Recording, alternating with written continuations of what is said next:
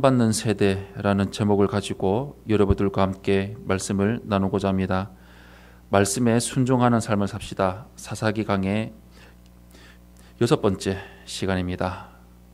가나안 땅에서의 역사가 시작되고 있습니다. 이스라엘은 가나안 땅에서 하나님 나라 백성의 역사를 기록해서 나아가야 합니다. 그들 앞에는 신앙의 길과 불신앙의 길이 있습니다.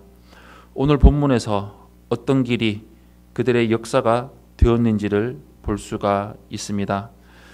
먼저 첫 번째로 1절에서 4절 말씀을 보시면 가나안 땅에 남은 이방인들을 볼 수가 있습니다. 오늘 본문 1절에서 4절 말씀 우리 한 목소리로 합독하겠습니다. 시작.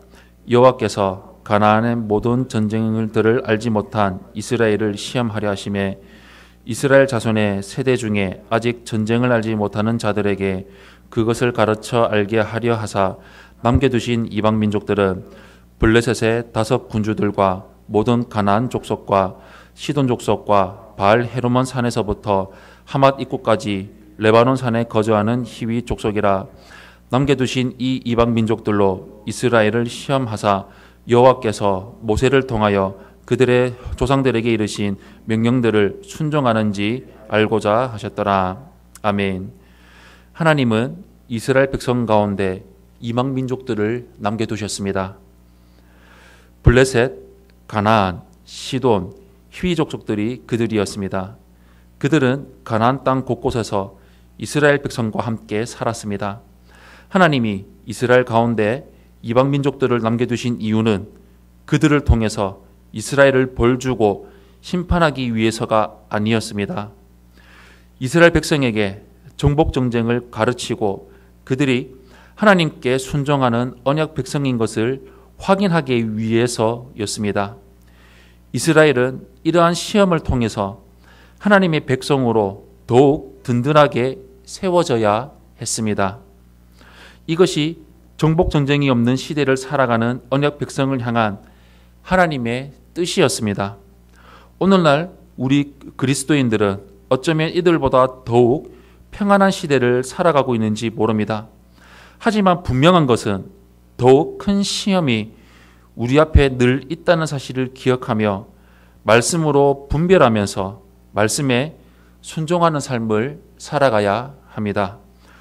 두 번째로 5절에서 6절의 말씀을 보시면 이스라엘의 타락하는 것을 우리는 볼 수가 있습니다. 오늘 본문 5절에서 6절 말씀 우리 한 목소리로 합독하겠습니다. 시작.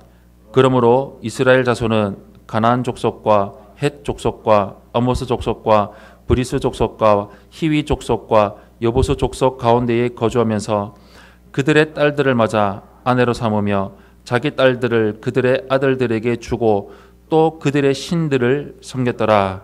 아멘. 이스라엘 백성은 가나안 땅에서 이방인들과 함께 살았습니다. 처음에는 구별된 삶을 살려고 노력했을지 모릅니다. 하지만 그들과 함께 살면서 점차 그들과 가까워졌습니다. 이스라엘은 이방인들과 결혼해서 한 가문을 이루기까지 했습니다.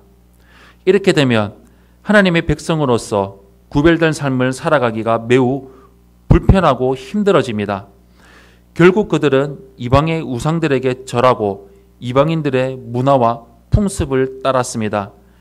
그들에게 주어진 시험 앞에서 그들은 완전히 실패했습니다. 언약 백성으로서 하나님과 맺은 언약을 지키지 못했습니다. 우리 그리스도인들도 세상 속에서 살아갑니다.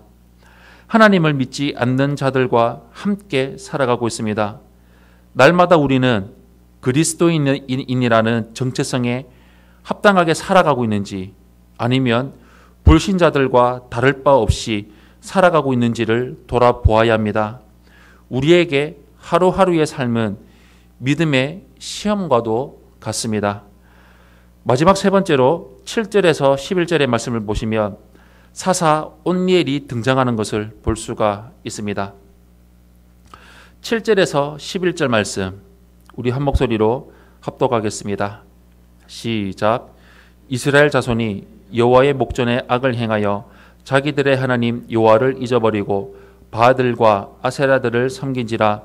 여호와께서 이스라엘에게 진노하사 그들을 메소포타미아 왕 구산 리사다임의 손에 파셨으므로 이스라엘 자손이 구산 리사다임을 8년 동안 섬겼더니 이스라엘 자손이 여호와께 부르짖음에 여호와께서 이스라엘 자손을 위하여 한 구원자를 세워 그들을 구원하게 하시니 그는 곧 갈렙의 아우 그나스의 아들 온니엘이라.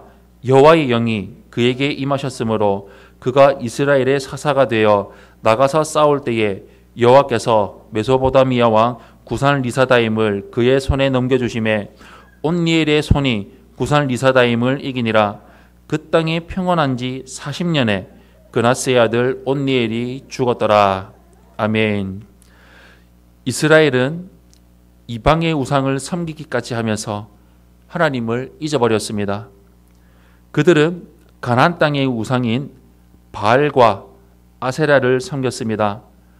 바알은 구름과 폭풍과 비의 신이며 아세라는 바알의 아내로 다산과 풍류의 여신이었습니다.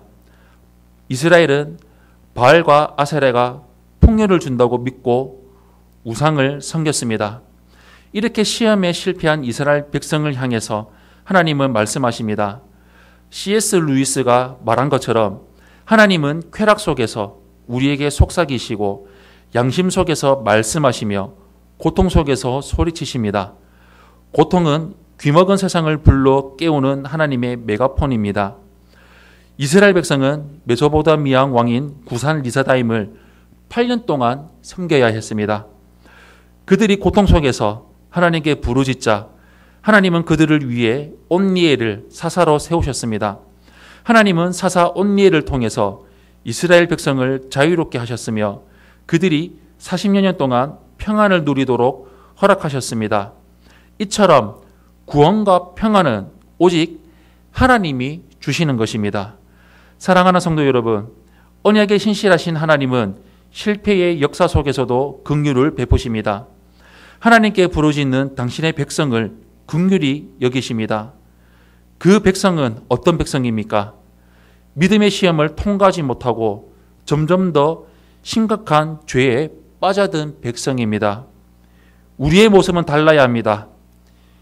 시험을 믿음이 도약하는 기회로 삼고 하나님의 백성으로서 거룩함을 지키며 살아가야 합니다. 우리 평생토록 하나님 말씀에 순종하며 하나님이 나의 주인이심을 고백하며 늘 날마다 하나님이 기뻐하시는 삶, 하나님이 원하시는 삶을 이루며 살아가는 삶을 온전히 이루며 나아가시기를 예수님 이름으로 간절히 축원합니다. 아멘.